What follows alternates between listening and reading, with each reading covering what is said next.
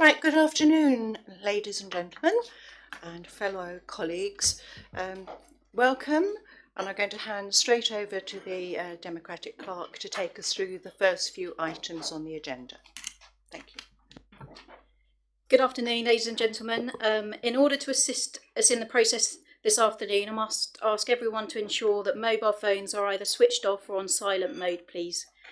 I would like to remind everyone present that this meeting will be filmed by the Council and broadcast live on the internet and will be capable of repeated viewing.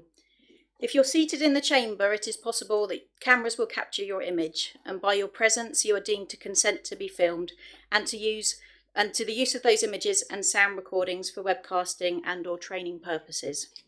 Finally, there are no planned fire drills for this afternoon. If the fire alarm sounds, please evacuate the building immediately via the emergency exit. Moving on to item number 1 on the agenda, apologies. I haven't received any apologies for this afternoon's meeting. Declarations of interest. I haven't received any prior notification of any declarations of interest, but any declarable interests will be recorded in the minutes. And the confirmation of record of decisions, I would ask the Executive to please confirm the record of decisions from the meeting held on Wednesday the 17th of October. Thank you. And public issues. I'm not aware of any public issues this afternoon. I've had no prior notification of any questions or submissions. Thank you.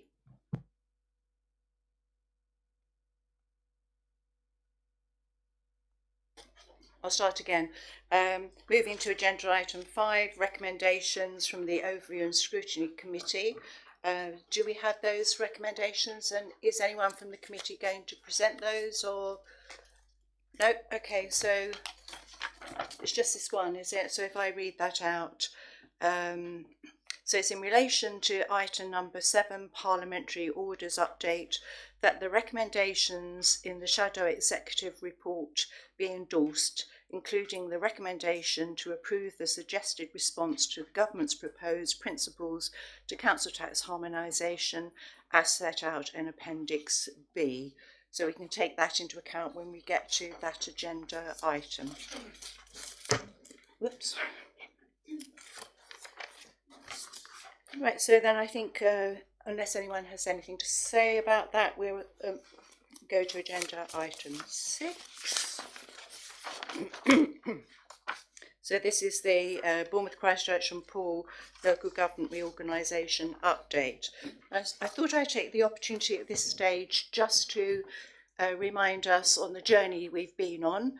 And it's been quite a long journey and a lot has happened, but I think it's right here that we just take a moment or two to go through that. So I'll introduce this report beginning with that principle. So with the enormity of the task that we are engaged in and the sheer amount of work still required to make sure that we are successful, it's easy to forget just how much we have achieved together so far on our journey towards making the new council for Bournemouth, Christchurch and Poole a reality. Reflecting on this, I felt we should take a brief moment to make sure that before we plunge back into the work in front of us, we take a look at what lies behind us, if for no other reason than to give us the confidence that we are more than capable of meeting the challenges if we continue to work together. There is no doubt that the uncertainty and delay that we have experienced with the decision making by central government throughout the LGR process has caused us challenges. Our response to this, however, shows just how strong our focus and commitment is. Well before we even received our minded to decision from the Secretary of State, we had come together and formed our joint committee, which went on to set out and adopt the programme plan and governance processes. That programme was clearly set out into 3 distinct phases of work: create the new local authority, ensure that it can deliver its services effectively on the 1st of April 2019, and finally boldly reimagine and deliver a council organisation that matches the ambition and character of the place that it serves. In pursuing the phases and work streams within that programme, we have brought together members and officers from across all preceding authorities to the BCP Council. We have used different groups and ways of working together to make decisions and move us forward.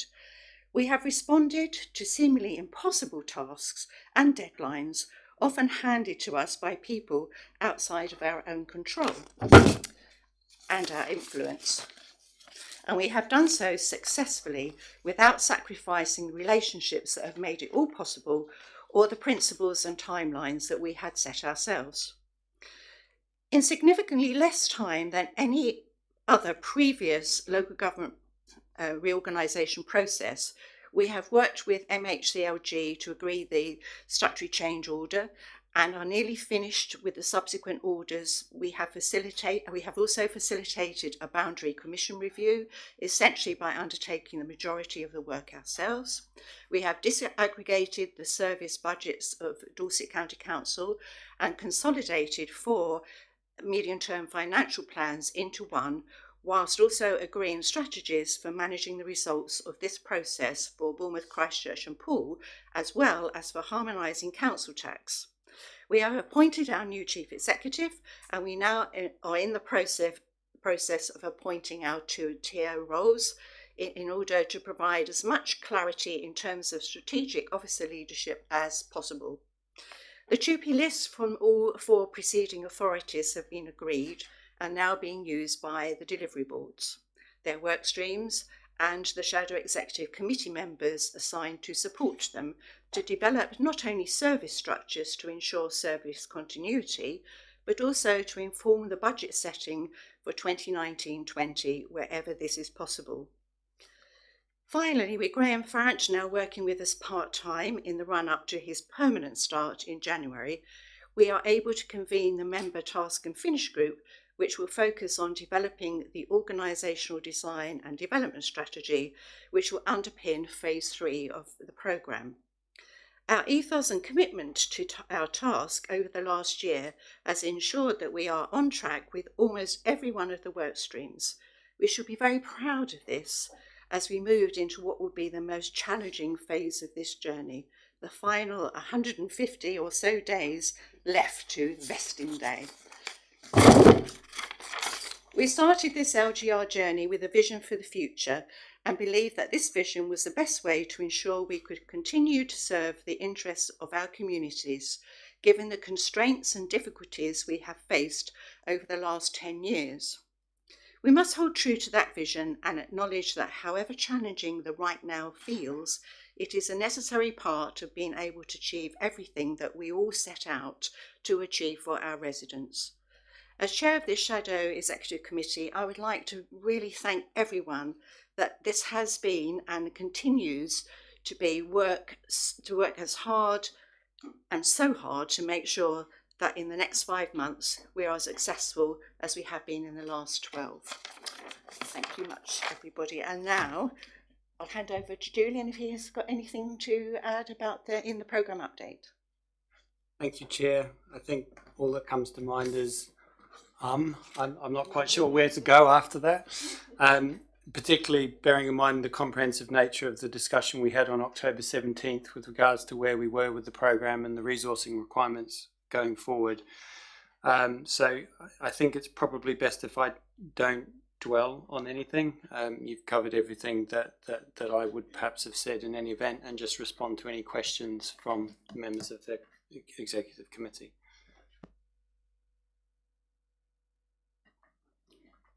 Thank you, Madam Chair. It's more comment than a question in terms of the activity undertaken in the last period. At the last Shadow Executive, we looked at the current MTFP situation for the BCP Council, and they were still concerned because it was a substantial gap. But I'm actually quite pleased to report that actually savings have now been identified, work is progressing, and that gap has actually started to reduce quite significantly. So I just wanted to sort of have it officially minuted that there has a lot of work has actually gone on, and the gap has actually been reduced quite significantly as part of the activity that's gone on since the last update. Thank you. Thank you, Councillor Mrs. Haynes. Are there any other comments or questions on this agenda item? Yes, Councillor Mrs. Filer. Thank you, Chairman. I'd like to ask a question under item 13, which is the risk. And there clearly will be risks because it's a risky and fast-moving programme. You say, or the report says, that the risks and issues have been developed and are being reviewed and managed through the programme board, the PMO Central Implementation Team, and are regularly reviewed with the programme steering group. But I thought, Chairman, that was the one that you'd abandoned, the steering group. Am I wrong? Councillor Fowler, no, you're not wrong. That's a typo on my part. So the current elected member oversight and leadership of the programme is being managed through a monthly informal meeting of this Shadow Executive Committee. It was on the agenda for that meeting at the last meeting. It's also regularly reviewed with the Ovary and Scrutiny Committee for the Shadow Authority, and the last review of that nature was Thursday last week. So it is regularly being placed in front of elected members for the purposes of oversight. I would stress, however, that is the strategic risk register for the programme. It is not the risk register for each of the work streams within the programme, because those would be they are significantly large, which is why those are being managed by the delivery boards and the BCP programme board itself.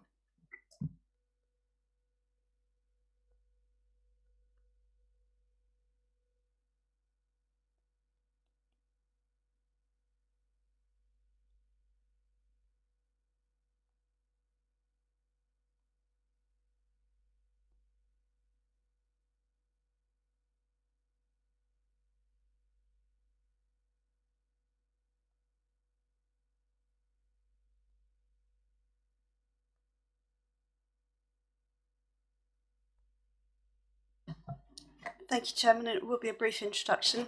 Following on from your own earlier comments, this just provides us with the update really on the situation since this body last looked at the parliamentary orders a couple of months ago. So I formally move the recommendations, both 1 and 2, and in seeking a seconder would propose to go to Councillor Beasley as the Chair of the Finance Task and Finish Group.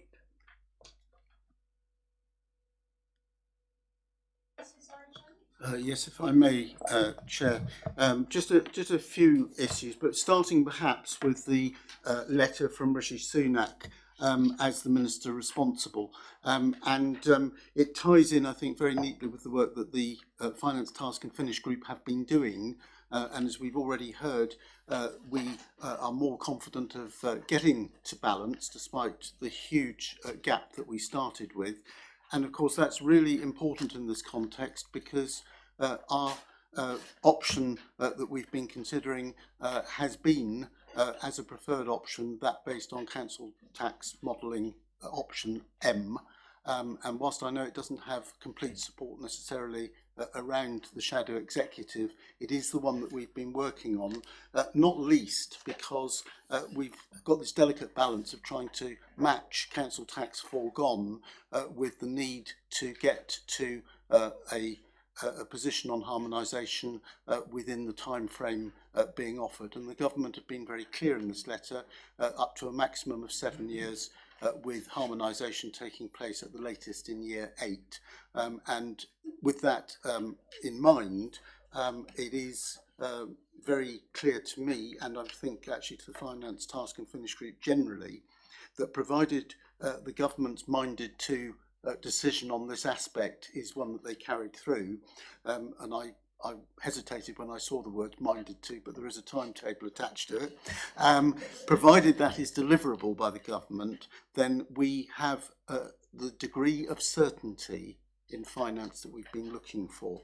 And that is based on the principles that we set out, indeed when it was still in the joint committee stage, the principles we set out around being able to ensure that council tax increases do not exceed the government's referendum limits, but also at the same time freezes council tax for residents in Christchurch for the period leading up to harmonisation.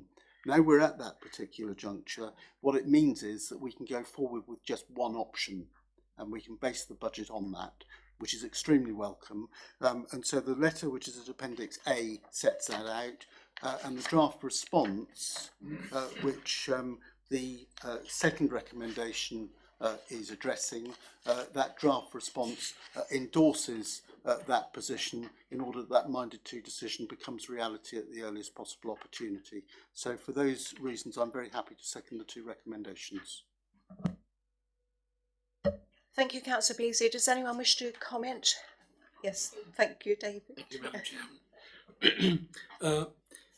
Madam Chairman, happy to support item 1, but I think members around the table are well aware that we have fought on behalf of the residents of Christchurch to be treated in equal capacity as Poole and Bournemouth residents, and I will be writing to the Minister to say exactly that, and I feel that it's only right and proper that ratepayers across the new unitary authority should pay equal council tax.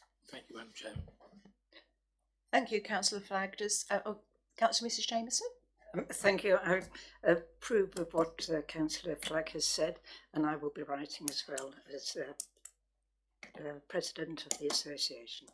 Thank you. Thank you very much, Councillor Mrs Jameson. So in that case, so you can partake in as much as possible. I'll take each of those items separately. Does anyone else wish to comment on this item? We have the endorsement of the Ovary and Scrutiny Committee, which supports the two recommendations. Are we ready to go to the vote then? So I'll take 1 first. All those in favour that obviously we note, can we show hands please? And item 2, those in favour? Okay, and those against? And there'll be obviously no abstentions. Thank you very much.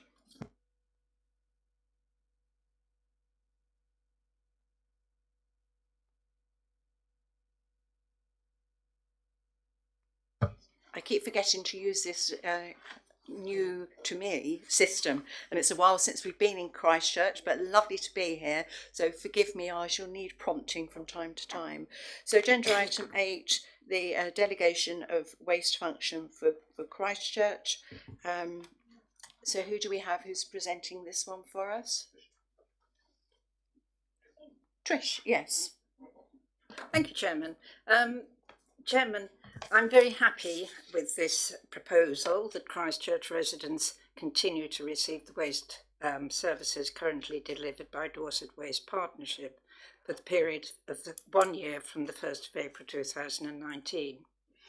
At a recent meeting with DWP, officers pointed out that the alternatives had been considered, but these involved complicated arrangements that would have required too much work in the required time frame and would have posed a risk to service delivery. As you're aware, there are currently 3 different patterns of collection of waste in Bournemouth, Christchurch and Poole. There was a very thorough, lively discussion and questions were asked about the possibility of wider partnership working, and it was felt that ways of new councils working together could be explored after April 2019. Concerns were expressed that a year period would not be sufficient, and some members felt that a 2-year transition period would provide more flexibility for planning for the future. Madam Chairman, it will be important to ensure that residents are confident that the excellent service is going to continue after the 1st of April next year. The removal of waste is quite an emotive matter, and I'm sure these proposals will ensure continuity of the high-profile service to every household in Christchurch. Madam Chairman, I'm happy to propose the recommendations as set out, and I believe Councillor Green will second. Thank you. Thank you. Councillor Green, would you like to speak to this item? Certainly, Chairman. I'm very happy to speak to it briefly. Councillor Jameson really has summed up the situation. We could have been a bit more dogmatic about wanting to get everything together on and harmonise on day one. But for us, the most important thing is a safe landing to make sure that the people in Christchurch have their waste collected in the same excellent way that it has been over the last few years. Going forward to 2 years probably would not have made sense given the fleet that's in place, but I think the 1 year arrangement that's being proposed here certainly does. And we would be able to decide over the course of that year exactly how we progress together as a body. The exact structure for the transfer of assets has not yet been decided, but within this paper it gives officers and ourselves the flexibility to be able to work out something. We know exactly where we're going to get to. Once the budgets are finalised, we can work out where the best place for the asset to reside for that 1 year period from the 1st of April 2019 to the 31st of March 2020. And I'm confident that we'll be able to get that done. So I'm very happy to second that. Thank you. Thank you, Councillor Green. Do we have any comments or questions on this item? Okay, so we go to the recommendation. So that we approve the delegation. And point 2, authorise the Director of Environment, Bournemouth Borough Council, the lead officers for Environment Borough of Poole and the Director of Dorset Waste Partnership, along with 2 interim monitoring officers, to agree the terms of their legal agreement following discussion with lead members, portfolio holders for waste at the Shadow Authority / Executive Committees. Those in favour, please. Thank you very much. I think that was unanimous. Now we come to some items where the preceding authorities are required to consult with the Shadow Executive members about some future plans. So starting with 9, the Hillbourne Master Plan. So Councillor White, I believe you're going to introduce this one, please. Yes, thank you, Madam Chairman. Most members around the table have had a detailed briefing on this from Andrew Flockhart, the Poole Chief Executive, who's also with us today. Hillbourne, in case you don't know, is a maintained primary school in Creekmore in Poole, which is right on the west side of Poole. It's no longer fit for purpose in terms of its physical condition, and we've been trying for the best part of 7 or 8 years to find a way forward for this school. We finally have in front of us a viable financial proposal which includes 2 elements. Firstly, a rebuild of the school, but secondly, which makes a major contribution to the affordability of the scheme, is a set of affordable housing. This proposal will go to Poole Council next week, next Tuesday. It has already been through the Poole Overview and Scrutiny Group, it's been through the Poole Cabinet, and it has the full support of ward members. So I'm very comfortable in commending this to members of this group. Thank you. Thank you, Councillor White. Do I have a second for this? Thank you, Councillor Mrs. Rampton. Are there any questions or comments on this item? We do have Mr. Flockhart here if there's any specific questions. No? Okay then, so can I then ask that the Shadow Executive Committee endorse the scheme contained within the Hillbourne Master Plan for business case as attached to this report? Those in favour?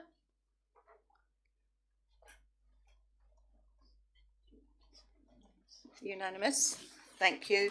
So then moving to agenda item 10. So Councillor Mrs. Rampton, the Herbert Avenue temporary accommodation. Yes, thank you, Madam Chair. So this report is to inform Shadow Executive of the proposal to install 24 units of temporary accommodation of modular construction in a range of 1, 2 and 3 bedroom units, sited on the land at Herbert Avenue in Poole. Accommodation is obviously vitally important given the current levels of demand and will provide more appropriate living space, particularly for families with children. The project cost is 2.5 million, subject to procurement process, of course. It does have full support from ward members, from Ovary and Scrutiny, from Cabinet, and so I would ask Shadow Executive to comment on and to endorse the scheme. Full details are in this attached Cabinet report, and the item is going to be considered at full council next Tuesday. Thank you, Councillor Mrs Rampton. Did I have a seconder for this item? Thank you, Councillor Mrs Haynes. Are there any queries or questions, comments on this particular item? No. Okay, so we'll go to the recommendation that the Shadow Authority Executive Committee endorse Herbert Avenue Temporary Accommodation Scheme. Those in favour? Thank you, unanimous. And then moving to agenda item 11, allocation of basic needs grant for secondary schools expansion projects. Councillor Mrs Green, I believe you're introducing this item for us. Thank you, Chairman. It's very pertinent, but perhaps not that surprising, that there are two papers on today's agenda about investment in our school estate across the BCP area. It's something in our predecessor authorities I think we're probably all very proud of. I'm delighted that this latest £1.4 million is coming forward to provide spaces in some of our secondary schools. It's the latest in our £100 million plus investment in our schools since about 2009, and I think it shows a very positive story that this conurbation has to tell about the importance of our school estate and our ability to attract government funding to improve and enhance and indeed expand those places. It's no secret that Bournemouth was ahead of the trend. We didn't necessarily plan to be ahead of the trend, but that's where we were in the rising number of pupils entering primary schools some years ago, following from a national picture which started in the bigger cities. And as a result, over a period of time, we've been expanding our primary schools, and clearly our youngsters grow and then need secondary school places as well. We've also managed to expand some special units within our mainstream schools and indeed our special schools themselves. We would also always, on behalf of our head teachers and our school communities, be seeking more money wherever we can find it, but I think these two papers which are before the Shadow Executive today tell a very, very positive tale, and I know that Christchurch has also benefited from further expansion. So this, in terms of the recommendation before the Shadow Executive today, it's to note that we have some funding which has come in terms of basic needs grant, which is essentially a recognition from government that a greater number of pupils require a greater amount of school estate, and we have chosen to allocate that to 4 of our secondary schools to increase our published admission numbers. We're very grateful for their support in doing so, and indeed for the whole of the school sector for recognising the needs of our growing population, and we're absolutely delighted to be able to allocate some funding. Thank you. Thank you very much. Any comments or questions on this item? No. Can I have a seconder for the proposed? Thank you very much. So we've already heard what the recommendation is, so those in favour please can show. Unanimous again. Obviously very important items we're dealing with, and then moving to 12, which is the Local Transport Plan Capital Programme 2018-19. And Councillor Green, please, you're introducing this item. Thank you, Chairman. Yes, this is only brought to the Shadow Executive for information purposes. It's part of the Dorset Local Transport Plan, which has been in place since 2011 and comes forward both in sections and then annually to each of the individual councils.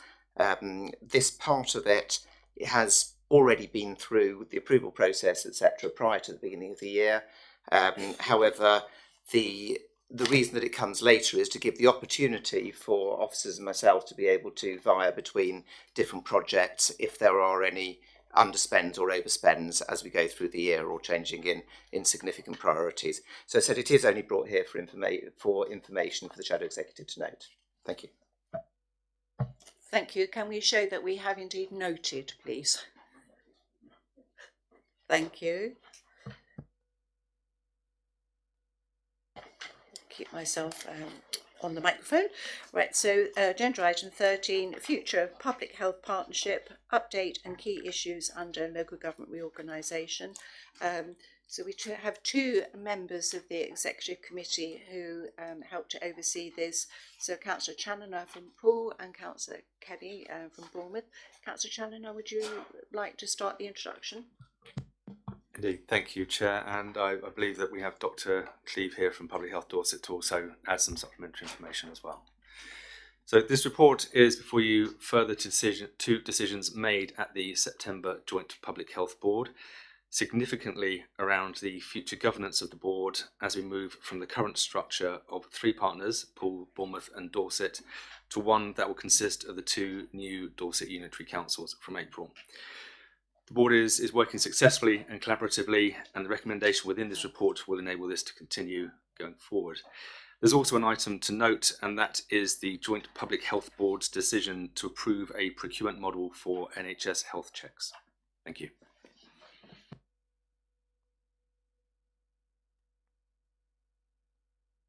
Thank you, Madam Chairman. Only to say that I think we have worked really well together, the public health and local authorities, over the last couple of years since they were brought into local authorities, and we wish to continue this in the future. Have 12 months to kind of regroup, and when the new authority becomes in existence, and then we will see what the best way to go forward after that is. And the other paper about the health checks is something that shows that we attach a lot of importance to this, because prevention at scale is obviously one of our main priorities, and that's where we can find these things out in an early stage. So very good paper, and look forward to hearing from Dr. Cleve. Thank you. Thank you very much, Councillor Kelly. And Nikki Cleve, welcome. And I believe you're going to give us some more information about this report. Thank you. Thank you very much, Chair. Thank you for inviting me to come and talk to the paper. I think Councillor Challoner and Councillor Kelly have already covered very much of what I could say. So I think just a couple of extra points.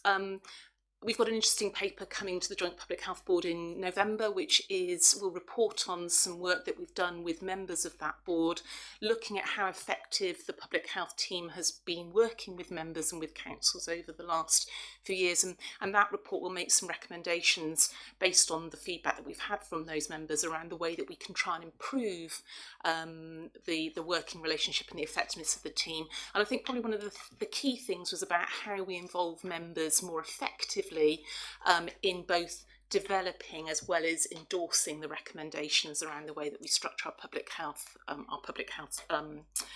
services.